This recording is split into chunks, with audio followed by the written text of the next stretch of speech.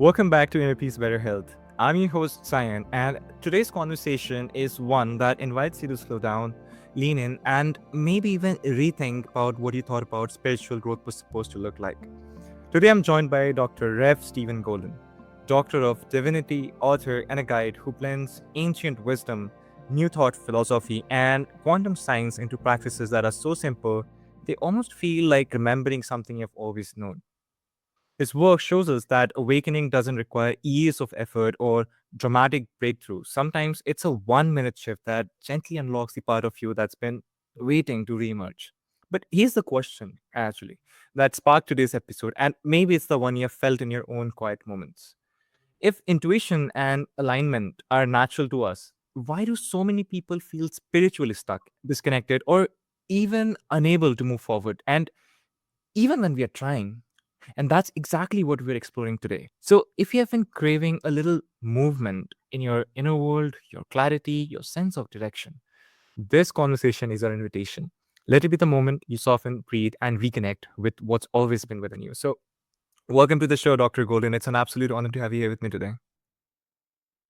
Thank you. It's wonderful to be on here with you. Everything is energy, Right, and the right. and the So divine, simple. and the divine source, some call God, is that everything is energy. God Um, is the infinite power and presence everywhere. Knows everything. There's no other power but God. Thank you so much, Stephen. And um, I just want to jump right in with a question that I think will resonate with a lot of people listening right now. Before we talk about the intersection of spirituality and quantum science, so many people I think feel spiritually stuck without understanding why. From your perspective, what is the most common invisible barrier that holds someone in that spiritual stagnation? Well, a lot of people don't understand that spirituality is really the foundation of all what are considered world religions now. So, understanding and knowing that we are all spiritual beings having a human experience, but what you start thinking about is what you bring about. Hmm. And thoughts are things is the truth of who we are. And what a lot of understanding spirituality is that what you start thinking, your programming your subconscious mind, your emotions, you can create your own reality of the vibrations that you're putting into the universal laws, which is the divine source. Right, right. Absolutely. And the way you explain that, it does make so much sense to me. And it becomes clear how often I think we get into our own way, in our own way, without even realizing it. But you teach these 1 minute practical shifts that creates almost immediate effect within ourselves. But as you were talking, it reminded me of how people overlook that aspect of that simplicity and go chasing the most complex spiritual solutions instead. So I want to ask you this: why do you think that happens?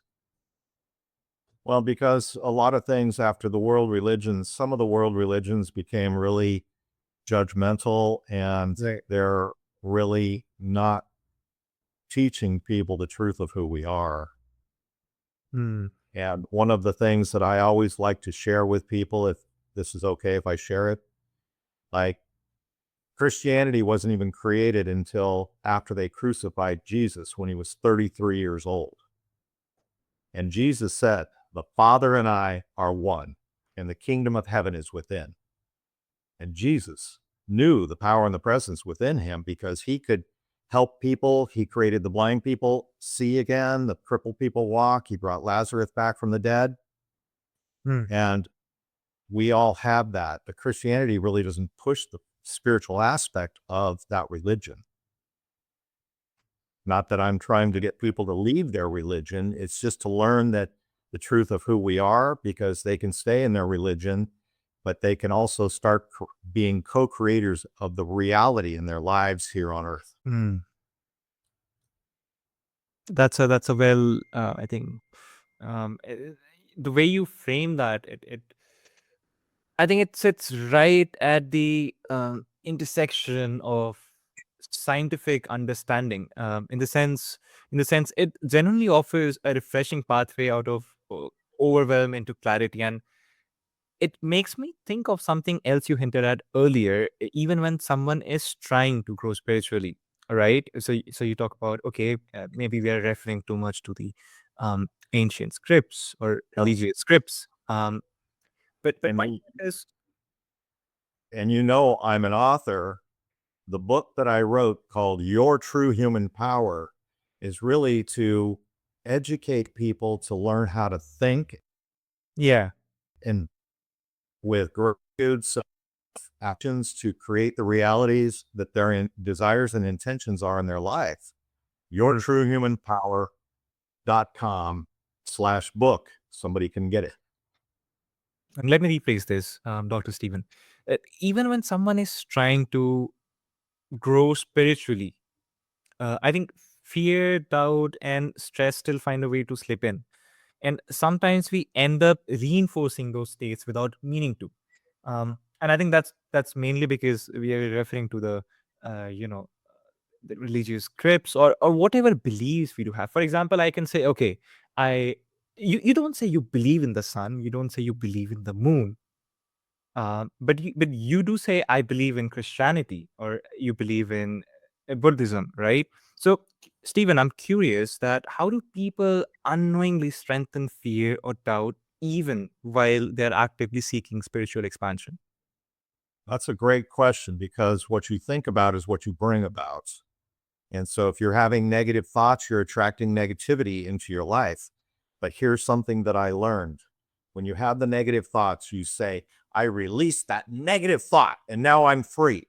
And that Mm, shifts your mind mm, and it shifts your subconscious and it starts shifting everything. So when there's that negative thought, again, I'll say it one more time. I release that negative thought and say whatever that thought is. And now I'm free.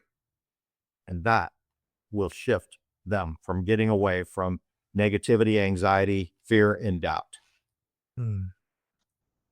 Yeah, I really appreciate that. That insight actually may help listeners understand the subtle ways they keep um, repeating old cycles, until that repeats again, and then you realize, oh, so this is like a vicious cycle right now. And yet here's a contradictory thought, Dr. Golden, that has been nagging at me. We often celebrate depth in spiritual work as if it necessarily equates to complexity, right? But what if depth is actually the capacity to subtract, and an economy of attention rather than the accumulation of techniques and doctrines that we have today? In other words, could our hunger be more spiritual content? Uh, could it be like the very thing that obscures the clarity we are trying to find? Well, it's understanding the truth of who you are, that you can shift your conscious thoughts, which programs your subconscious, and also getting into a high state of gratitude and the coherence of your mind to your heart, You're right. creating that. And I think, sorry to interrupt. Then all of that is eradicated out of your life. Okay. Yeah, totally, totally. I agree. And I think, Dr. Golden, I'm sorry to interrupt. Let me just rephrase this. I want to toss a slightly sharper question your way, Stephen. One that sits at the intersection of that philosophy and quantum science that we talked about earlier, is that you bridge ancient wisdom and quantum science in your teaching. And here's the thing. And before I get into that, what's the single misconception about spirituality you encounter most often that keeps people locked in limitation? Well, and the spirituality is that understanding that we are spiritual beings having a human experience. That is the reason of spirituality. Understanding that, knowing that, the truth of who we are. Right, right. And Dr. Golden, here's this interesting perspective that I subtly paused in for a moment there while I was reframing my question. Is that so? Quantum science teaches us, or it's proven right now that our observation, right, it actually alters the reality, right? So an electron like could be here, could be here, could be here, right? But by looking at that, you're changing the reality. So I want to ask you this: where do you think that aspect bridges into spirituality and ancient wisdom in the teaching? And Do you think that misconception often comes from cultural conditioning or personal narratives or self beliefs? It's more from a personal perspective, mostly because a lot of humans don't know that they are a spiritual being having a human experience. Hmm. And when they learn that and they start shifting their thoughts, their feelings, and emotions, the vibration that they're creating out of their human body is being influenced by the universal laws, or what we call the quantum field now. Right. What you're vibrating out is what you're attracting back into your life. Hmm. Yeah, your perspective really helps me rethink spirituality beyond uh, outdated assumptions and what's written, in the scriptures, perhaps. And for anyone listening right now who feels genuinely stuck, spiritually, or it could be, even mentally to some aspect, I want to bring this to something that really, uh, that something's really practical and immediate. So, Stephen, what would you suggest is what is the most potent shift someone can make today if they're feeling in that cycle? Well, being able to accept the fact that what you think about is what you're attracting into your life. That's where the really first step is. Hmm. So if somebody is willing to start thinking, if they have negative thoughts, they release those thoughts and they start having positive thoughts of happiness, love, joy, and that shifts their life literally in typically about 2 to 3 days. And why does this particular shift, which you talked about earlier, is that take out those negative thoughts? Why do you think that creates the momentum when everything else still feels stagnated? Well, the divine source, universal laws, the quantum field. Could you I explain share by I I can share the fact that my life has completely changed into such a wonderful aspect now. Hmm. Okay, and that one simple accessible step, that I think can empower listeners to feel a possibility again. And I really appreciate that from you, Dr. Golden, the clarity and the gentleness you brought into this conversation. And if there's one key takeaway that I'm taking from this conversation, is this: that spiritual stagnation isn't a sign that you're failing. It's a signal that something inside you is, I think, is ready to shift. And sometimes that shifts begin with the smallest and most compassionate choice you make towards yourself. And so, just before we wrap this off, Dr. Golden, I want to ask this for anyone who's listening to this right now: what's the best way to reach out to you? Well, I'm about to begin some spiritual psychology coaching programs. Probably will happen in January because of the holiday seasons that are happening here and most of the world. And also my book, Your True Human Power. And the digital version right now is still only $1.99 on Amazon. Get online and go to the URL www.myhumanpower.com/book. Hmm. The digital version is $1.99. There's a hardback book, there's a paperback book there.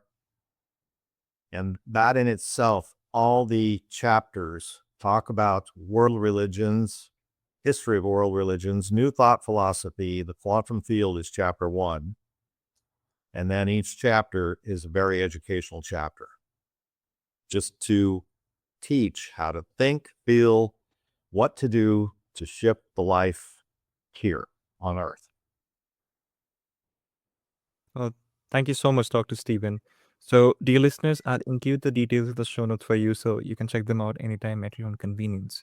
And with that, we hit today's mark on this episode about spirituality with Dr. Golden.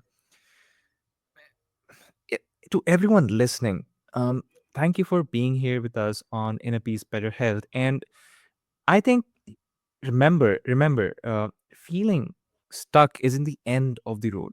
It's an invitation back to your own inner knowing. You can find yourself, I think, in the smallest of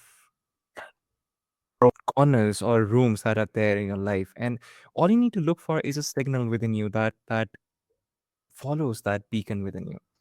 So remember, pause, breathe, reconnect, and your awakening begins the moment you choose it. This has been Inner Peace, Better Health, and I'm Sayan. Until next time, take care and stay aligned.